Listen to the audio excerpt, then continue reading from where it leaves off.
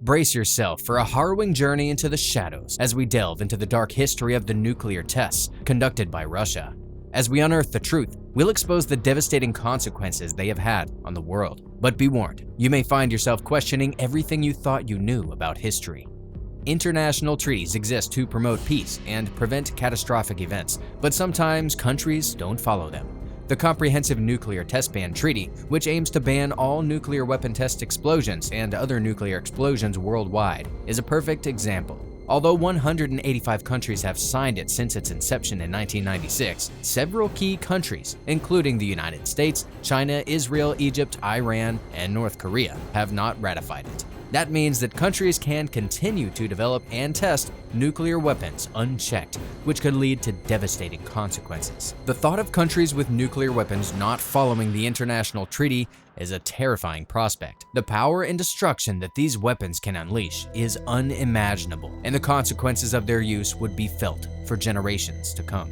One example of such power was the Tsar Bomba, the most powerful nuclear weapon ever detonated. Its sheer size and devastation are a stark reminder of what could happen if these weapons were ever used in conflict. But what led to the creation of such a terrifying weapon? And what was the impact on the world? Let's dive deeper into the story of Tsar Bomba. Tsar Bomba, the most terrifying weapon ever created by the Soviet Union. This colossal nuclear bomb, officially known as RDS-220, was designed by a team of genius scientists led by the legendary Andrei Sakharov. It had a yield of 50 megatons of TNT, equivalent to 50 million tons of TNT, making it the most powerful nuclear weapon ever tested. The explosive power of the Hiroshima bomb was approximately 15 kilotons. The Tsar Bomba, 50,000 kilotons, making it more than 3,000 times more powerful than the Hiroshima bomb. But dropping this monster wasn't easy. The bomb was so enormous that it had to be dropped from a specially modified Tu-95 bomber plane. And to ensure the safety of the crew, a parachute was fitted to slow the descent before its detonation. The blast that followed was nothing short of catastrophic. The explosion produced a mushroom cloud that reached an altitude of 64 kilometers or 40 miles. With its shockwave felt over 1,000 kilometers away, it even caused damage to structures up to 100 kilometers away. And the heat generated was so intense that it could have caused third-degree burns up to 100 miles away. It's no wonder that the Tsar Bomba was only tested once. Its power was considered too dangerous to use in a real war. Its development and testing marked the height of the nuclear arms race between the Soviet Union and the United States during the Cold War era, leaving us to wonder what other secrets lay hidden in the shadows of history. The Novaya Zemlya tests. In the frigid waters of the Arctic Ocean, a dark and ominous chapter of history unfolded. From 1955 to 1990, the Soviet Union conducted over 130 nuclear tests on the desolate Novaya Zemlya archipelago. The tests included both atmospheric and underground explosions, with some conducted dangerously close to civilian settlements. The repercussions of these tests would haunt the region for decades to come. The Novaya Zemlya tests were shrouded in secrecy, with the Soviet Union using the remote location to develop and test nuclear weapon designs. They also evaluated weapon effects on military hardware and tested the devastating effects of radiation on humans and the environment. However, the tests were not without consequences. The early atmospheric tests resulted in radioactive contamination of the surrounding areas and the Arctic Ocean, leaving a trail of devastation in their wake. Later tests were conducted underground to reduce the risk of radioactive fallout, but the damage had already been done. The Novaya Zemlya tests were heavily criticized for their environmental and health risks. The radioactive fallout has had lasting effects on the region, with reports of increased cancer rates and birth defects in the local population. Today, the sites serve as a grim reminder of the dangers of nuclear weapons and the devastating impact that they can have.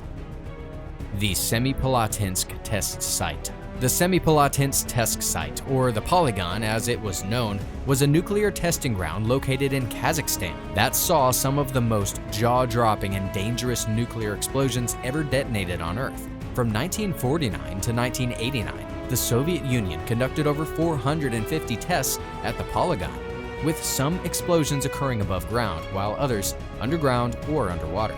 Despite the countless warnings from scientists and environmentalists, the Soviet Union went ahead with these dangerous tests. The radioactive fallout from the explosions contaminated an area larger than some countries, affecting the lives of millions of people, including those who were living in the surrounding areas. The devastating legacy of radiation exposure from the tests continues to affect the health of the local population even decades after the site's closure in 1991. While some may see the polygon as a relic of the Cold War era, it remains today as a reminder of the dangers of these weapons. The closure of the polygon in 1991 marked the end of an era of nuclear testing, but as they say, it ain't over until the fat lady sings.